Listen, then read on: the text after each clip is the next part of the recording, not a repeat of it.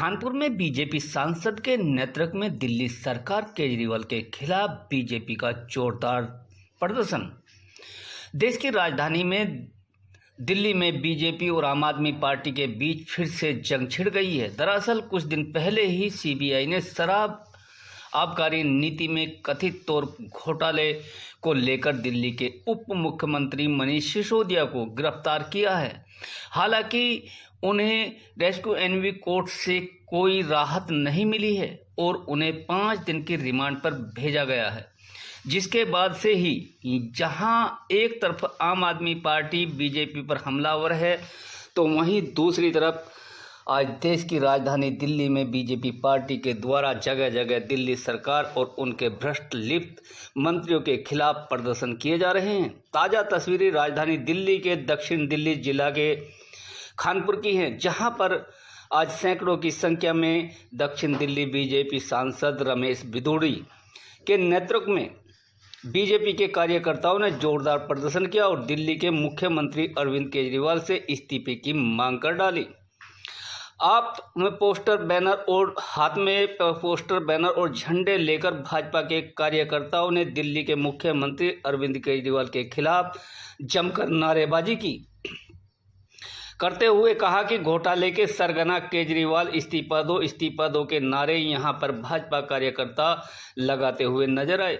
दक्षिण दिल्ली से बीजेपी सांसद राम बिधूड़ी ने मीडिया से बात करते हुए कहा कि जब दिल्ली सरकार सत्ता में थी, सतेंद्र जैन जेल में थे और वो मंत्री के पद पर थे। सिसोदिया साहब जेल चले गए, सुप्रीम कोर्ट ने उनको धमकाकर भगा दिया कि हाई कोर्ट में जाइए। इसका मतलब ये भ्रष्ट लोग हैं। और केजरीवाल साहब ने कहा था देश में राइट टू रिकॉल होना चाहिए।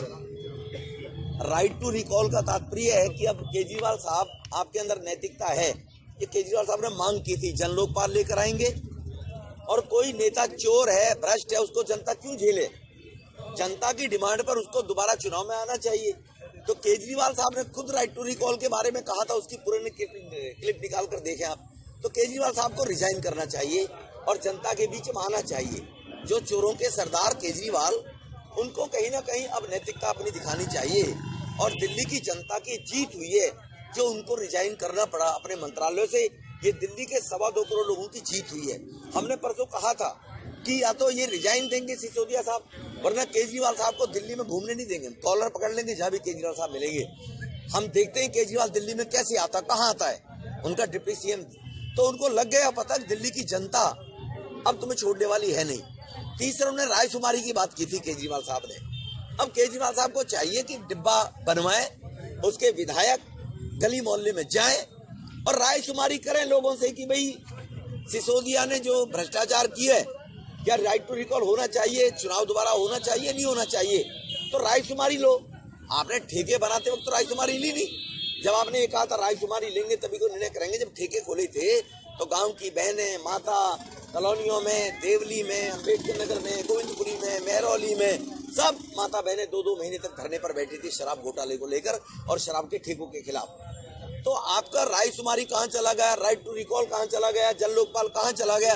तो इसलिए केजरीवाल से मांग कर रहे हैं आप रिजाइन करें, राइट टू रिकॉल में। अच्छा, और क्या मानते हैं कि बिधूड़ी जी और लोगों की गिरफ्तारी होगी? डिप्टी सीएम की गिरफ्तारी के बाद लगता है कि और लोग भी? निश्चित रूप से जब एक चोर पकड़ा जाता है तो उन चोरों के जो डिस्क्लोजर स्टेटमेंट होते हैं वो पूछताछ में उजागर करते हैं। जैसे कि सिसोदिया साहब के बारे में एक अधिकारी ने 164 के बयान में कहा कि हम पे दबाव बनाया गया था कि इनके पैसे वापस करो, इनकी सिक्योरिटी वापस करो, 140 करोड़ रुपए लाइसेंस का पैसा माफ करो।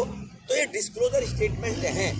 जो स्टिंग आए थे, जिन लोगों ने स्टिंग जारी किए थे 2 से 12%, उन लोगों ने बयान दिया है कि आधा पैसा हमने सिसोदिया को दिया था, जो 2 से 12% हमारा कमीशन बढ़ा था।